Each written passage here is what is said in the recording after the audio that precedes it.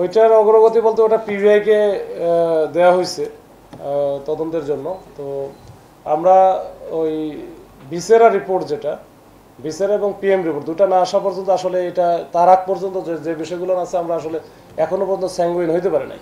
তার কারণ ওইখানে যতগুলো সিসি ক্যামেরা ছিল মানে তারা ওইখানে আসা থেকে শুরু করে একেবারে 11টা পর্যন্ত মানে মারা যাওয়ার আগ পর্যন্ত প্রত্যেকটা সিসি ক্যামেরা একেবারে মানে প্রত্যেকটা মিনিটের হিসাব করছি। কিন্তু তারপরেও আমরা ওই যে বাড়ির যে কেয়ারটেকার ছিল ওই কেয়ারটেকারের সে আসছে সেই ছিল, এর বাইরে অন্য কাউরে আমরা পাই নাই। এখন খাবারের সাথে কি ধরনের কি দিল এটা অন্য কোনো বিষয় ছিল কিনা এটা আসলে একটু সময় লাগবে, আর ভিসারের রিপোর্টটা আমাদের পাইতে হবে, না হলে আমরা মিলাতে পারবো না। তো ওই জন্য এটা এখনো বলার মতো আসে না। আর পিবিআই যেহেতু এটা তদন্ত করতেছে তখন ওরা বলতে পারবে আর কি।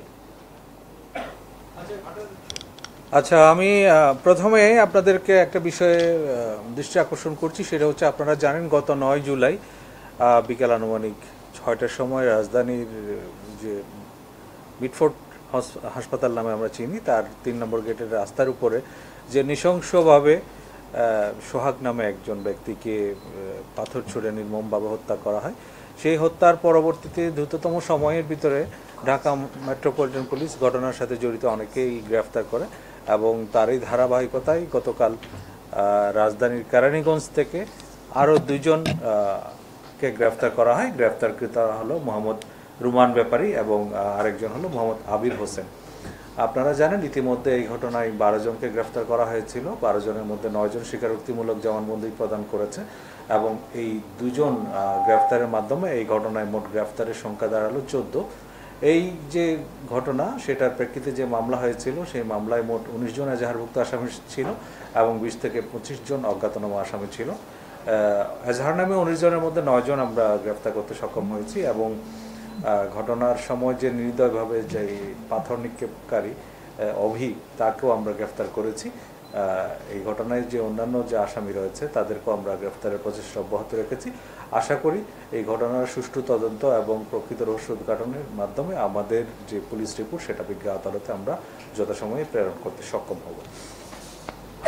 আর একটা বিষয় যেটা আমাদের যে নিয়মিত কার্যক্রম সে সম্পর্কে আমি একটু বলতে চাই। তার আগে গুলশানে আপনারা জানেন সম্প্রতি 50 লক্ষ টাকা চাঁদাবাজির একটা চাঞ্চল্যকর মামলা রেকর্ড করা হয়।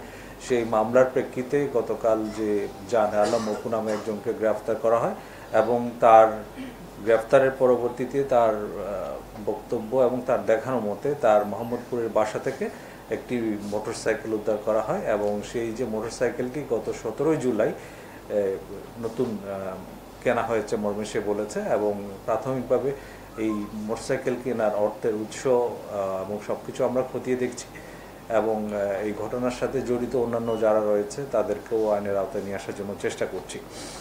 আর গত 24 ঘন্টায় আমাদের ঢাকা মেট্রোপলিটন পুলিশের 549টি টহল কার্যক্রম চলমান ছিল। তার মধ্যে রাতের বেলা 332টি এবং দিনে 217টি টিম কাজ করেছে এবং গত 24 ঘন্টায় বিভিন্ন অপরাধে জড়িত থাকার অভিযোগে 222 জনকে গ্রেফতার করা হয়। এই একই সময়ে একটি দেশীয় রিভলভার, একটি বিদেশি পিস্তল, একটি ম্যাগাজিন, 4 রাউন্ড গুলি, একটি কাভার্ড ভ্যান, একটি প্রাইভেট কার, একটি মোটরসাইকেল, 21টি মোবাইল ফোন, 10,445 টাকা উদ্ধার করা হয়। এছাড়া 330 পিস ইয়াবা, 8 কেজি 630 গ্রাম গাঁজা এবং 70 বোতল ফেন্সিডিল সহ আরও কিছু দেশীয় মাদকদ্রব্য উদ্ধার করা হয়। ঢাকা মহানগর এলাকায় আইনশৃঙ্খলা পরিস্থিতি স্থিতিশীল রাখার জন্য আমরা যথাসাধ্য চেষ্টা করছি এবং আমাদের যে নিয়মিত কার্যক্রম সেটা আরও বেগবান করা হয়েছে। আশা করি আইনশৃঙ্খলা পরিস্থিতি বর্তমান যে অবস্থা তা আরও উন্নতি হবে। আর একজন প্রশ্ন করেছেন যে ভাটারা থানার যে ঘটনা, গত 8 জুলাই ভাটারা থানার একটা ঘটনাকে কেন্দ্র করে একটি মামলা রুজু হয়েছে। ইতিমধ্যে আপনারা জানেন বসুন্ধরার ক্যাবি কনভেনশন সেন্টারে বিদেশে লোক পাঠানোর নাম করে একটা প্রশিক্ষণ কর্মসূচি আয়োজন করা হয়েছিল।